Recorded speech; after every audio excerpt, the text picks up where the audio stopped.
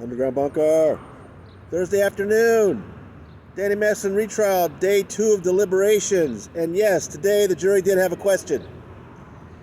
The morning was fairly uneventful. One interesting thing happened in the morning, and you have to understand it's so different now. There's almost none of us in the courtroom. Just the bailiff, the clerk, and 2 or 3 reporters. We're just chatting. We're all just waiting. But then the judge came out for a minute. And, she's replenished the candy bowl. She's being nice. And I took the opportunity to ask her, hey, this evidentiary hearing, is that going to happen? And she said that right then, she was having the clerk talk to the attorneys to schedule a date that works for them all. So on the one hand, it's good to know that they have not forgotten about this, that the judge still wants to have this hearing. On the other hand, something tells me defense attorneys Philip Cohen and Sean Hawley are suddenly going to have a real busy schedule and don't want to have this hearing for a while. So we'll see. I'll check again with the clerk when I can. After the lunch break, again, we were hearing nothing. This jury just seemed to be plodding along. And then at 2:30 p.m., for the first time, we heard it. Buzz, buzz. And right at that minute, it was just the clerk, the bailiff, and me. No other reporters in the room, because they've been coming in and out. They're looking at other stories too, of course, other cases. So the bailiff and the clerk, I said, is that a question? And he said, yeah, we're going to go check it out. So the bailiff and the clerk both left. They came back a little bit later.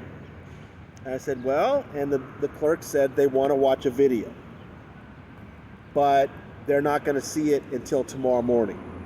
They want to see a video from the case. They're going to show it to them at 9 a.m. in court. They're going to keep deliberating in the meantime. So I put out a tweet about that. The other reporters came back. We talked about it. I looked back through my notes.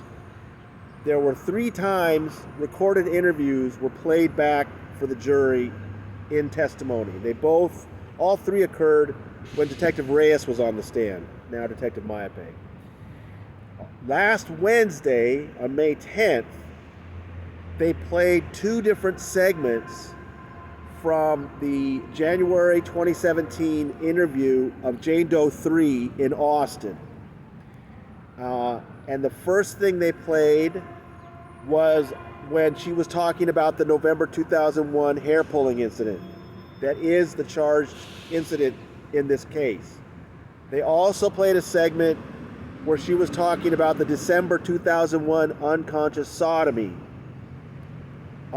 where she says they had gone to La Poubelle, she had a glass of wine, maybe 2, remembers nothing else until she wakes up the next afternoon.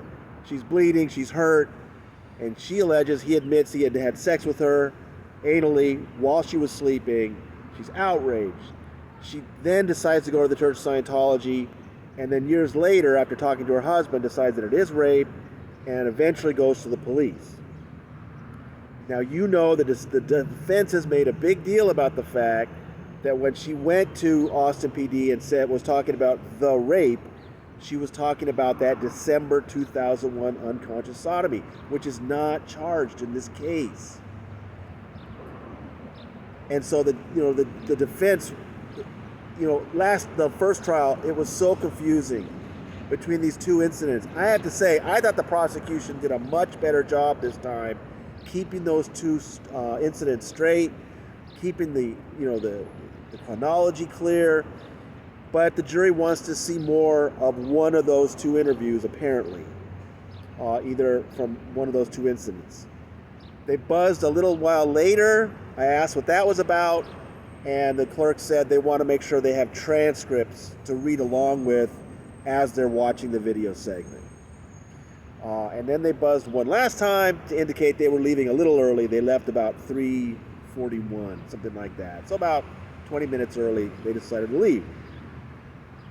So we'll be back tomorrow morning. I assume there'll be quite a few people in the courtroom as that video segment is played back for them, and then they go back in the jury room and continue to deliberate. I'm not going to speculate about what this means as far as a conviction or not. I mean, look, it has been confusing keeping those 2 incidents straight. I myself have at times made the mistake of which one was which one. Okay, it's complex stuff. But like I said, I think the prosecution had done a very good job keeping it clear which was which. Now, one of the things that comes up a lot, I get asked a lot, is why wasn't the December 2/1 unconscious sodomy charged? And people get the idea, I think sometimes based on the way I explain it, maybe I don't explain it well. Some people think that in California, it's not against the law to rape an unconscious person. That's not what we're saying. The issue is, in order to charge Danny under this one strike law that has him facing a possible life sentence, and since it's a possible life sentence, he can be charged even though the incidents happened 20 years ago, it has to be a particular kind of rape called forcible rape. That doesn't mean that, if he did violate her in her sleep and injured her, that's not a crime. It just doesn't fall under this particular statute that they're trying to charge him under. Okay? I know it's complex, but in forcible rape, what they have him facing, the law is that the defendant overcame the will of the woman through force or fear. And so we heard that in all three incidents, that they were saying no, and that he was either smothering them or manhandling them and ignoring their saying no. All those fit the definition of forcible rape.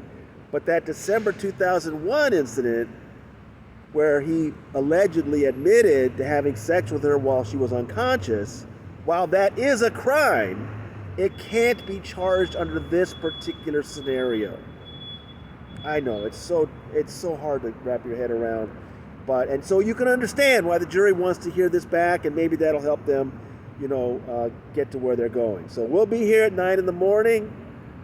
We'll try to get a sense of, by then we'll figure out which of these video segments they want to hear, or maybe both, I don't know. And until then, we're on Verdict Watch, people. From Clara Shortridge Foltz Criminal Justice Center, this is your proprietor signing off.